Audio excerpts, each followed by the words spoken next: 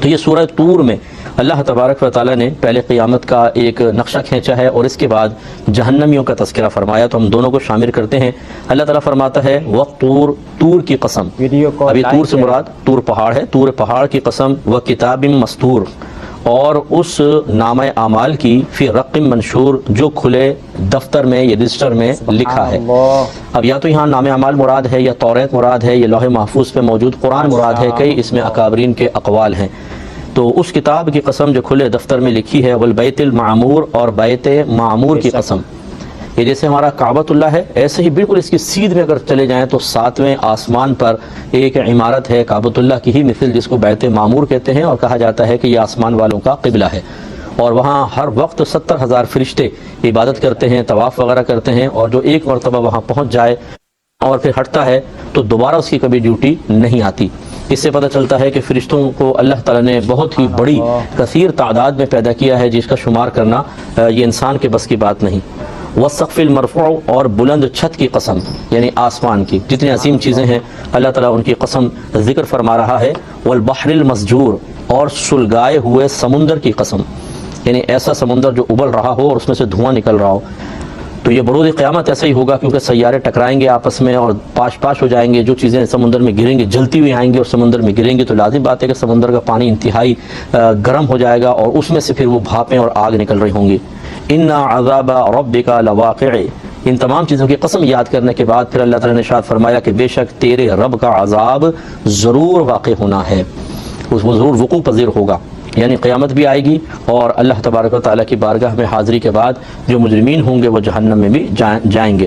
ما لہو من دافع، اسے کوئی ٹالنے والا نہیں۔ جو اللہ تعالیٰ کے ازلی فیصلے ہو چکے ہیں، ایک مسلمان کو چاہیے کہ ان فیصلوں پر جو قرآن یا حدیث کے ذریعے ہمیں معلوم ہو سکتے ہیں غور و تفکر کرتا رہے، اس سے دل میں خوف پیدا ہوتا ہے،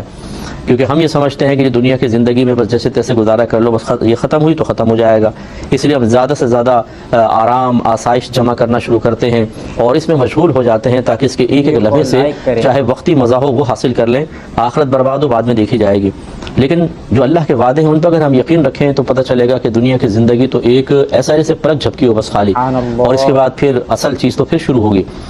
تو یہ دنیا ابھی ختم ہو جائے گی اور پھر میدان محشر ہوگا اور اللہ تعالیٰ کی بارگاہ میں حساب و کتاب، اور پھر جو زندگی ہے وہ دائمی زندگی ہے، جنت یا جہنم کی، تو اس کو کوئی دور کرنے والا نہیں، اس میں ہمیں غور و تفکر کرنا چاہیے۔ تو لازم انسان کے دل میں ایک اچھی نمایاں مثبت تبدیلی پیدا ہوتی ہے، جو اس کے ظاہری اعضاء پر اثر انداز ہو کر اسے فرمانبرداری والے کاموں کی طرف لے کر آتی ہے۔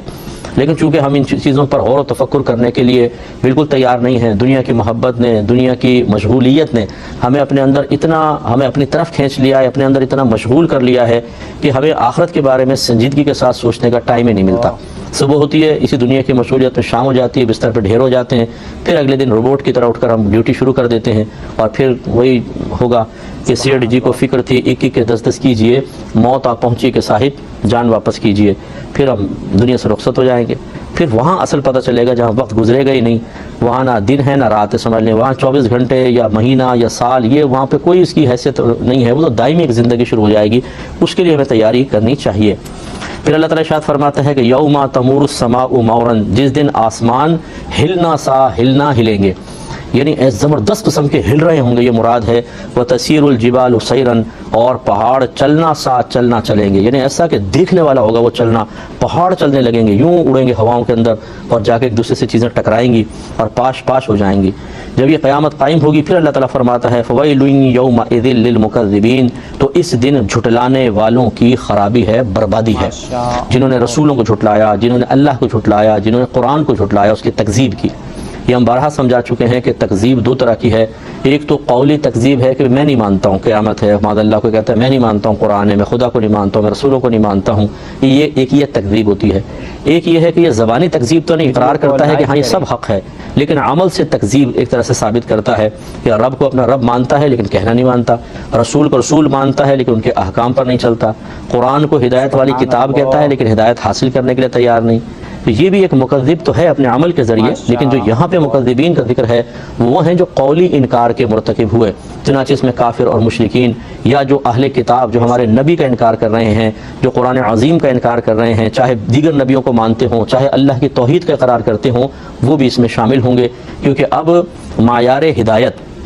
اب اسٹینڈرڈ جو بن چکا ہے وہ ہے ہمارے نبی پر ایمان لانا اور قرآن کو اللہ کی آخری کتاب تسلیم کرنا۔ اگر کوئی ان دو چیزوں کا نہ مانے، باقی تمام لوازمات شرع کا لحاظ کرے، مطالبات شرع کو پورا کرے، عقائد کے سلسلے میں باقی ہر چیز پر پورا اترتا ہو، تو وہ مومن نہیں ہو سکتا، وہ نجات یافتہ نہیں ہو سکتا، اور وہ کافروں کی فہرست سے مسلمانوں کی صفوف کے اندر داخل نہیں ہو سکتا ہے۔ تو اللہ تعالیٰ فرماتا ہے فَوَيْلٌ يَوْمَئِذٍ لِّلْمُكَذِّبِينَ، تو اس دن جھٹلانے والوں کی بربادی ہے۔ الَّذِينَ هُمْ فِي خَوْضٍ يَلْعَبُونَ، وہ جو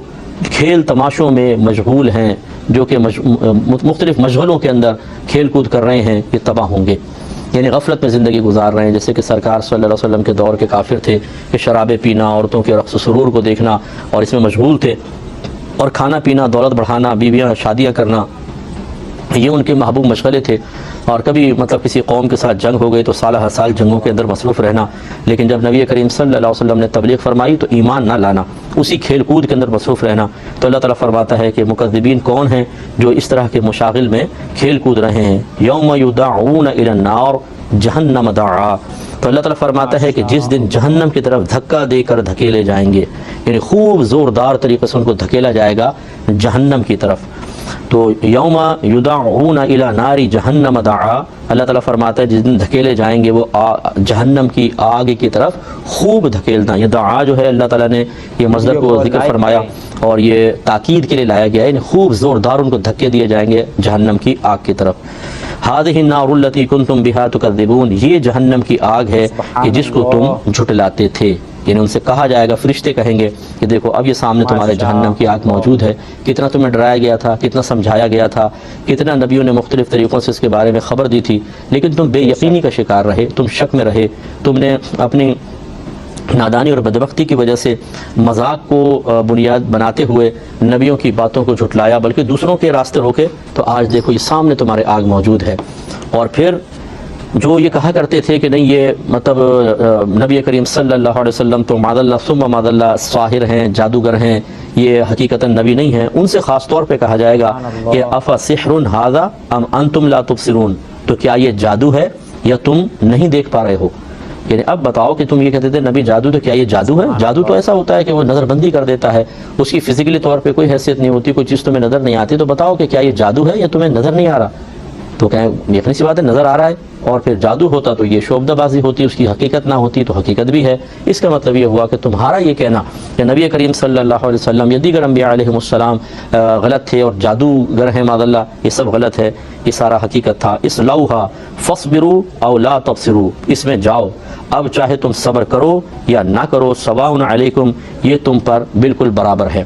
یعنی جب جہنم میں آدمی چلا جائے، چاہے تو زبان کو خاموش بند کر کے رکھے، تب بھی ایسا نہیں کہ رحم ہو جائے گا اور چلو بھئی یہ خاموش ہے بیچارہ، خاموشی سے عذاب بھگت رہا ہے، عذاب کم کر دو، نو، اور چاہے چیخے چلائے اور برا بھلا کہے اور کچھ بھی کرے تب بھی عذاب ہوگا۔ تمہارے لیے اب دونوں صورتیں برابر ہیں۔ اس کا مطلب یہ ہوا کہ یہ دنیا مقام رحمت ایک کافر کے لیے ہو سکتی ہے، مقام رحمت اس طریقے سے کہ وہ تائب ہو جائے، وہ اپنے گناہوں سے پرہیز کر لے، ایمان لے آئے اور اپنی اصلاح کر لے، تو اللہ کی رحمت اس کی طرف متوجہ ہو جائے گی۔ لیکن اگر ایک شخص حالت کفر میں مر گیا تو اس کے بعد پھر کچھ نہیں ہو سکتا، پھر وہ سمجھے کہ کسی جہت سے کوئی رحم ہو جائے گا، ایسا نہیں ہوگا۔ اور دنیا کے اندر یہ ہو سکتا ہے، جیسے پہلے بھی گفتگو ہوئی تھی ہماری، کہ اگر کوئی شخص کافر اچھے عمل کرتا ہے، انسانیت کی خدمت کرتا ہے یا مسلمانوں کی امداد کرتا ہے، فرض کر لیں، اور اچھا رویہ رکھتا ہے، ہو سکتا ہے اللہ تعالیٰ، اگر اللہ کا فیصلہ ازلی ہو کہ ان اعمال کو ظاہری طور پہ بنیاد بناتے ہوئے اللہ تعالیٰ اس کو دولت ایمان سے مالا مال فرما دے۔ اس کا مطلب یہ ہے کہ یہ دنیا ایک کافر شخص کے لیے مقام رحمت بن سکتی ہے۔ اس طریقے سے بعض اوقات تو کفر میں رہتے ہوئے دنیا کی نعمتیں بہت مل جاتی ہیں، جیسے اللہ تعالیٰ کافروں کو عطا فرما رہا ہے تو اسے بظاہر یہ رحمت اور نعمت کا مقام لگے، اور یا یوں کہ اللہ تعالیٰ اس کو ایمان لانے کی توفیق عطا فرمائے، لیکن آخرت میں کچھ بھی نہیں ہو سکتا۔ اصلوھا، اس آگ میں جاؤ، فاصبروا، اب چاہے صبر کرو، او لا تصبروا، یا تم صبر نہ کرو، سواء علیکم، اب تم پر یہ سب کچھ برابر ہے۔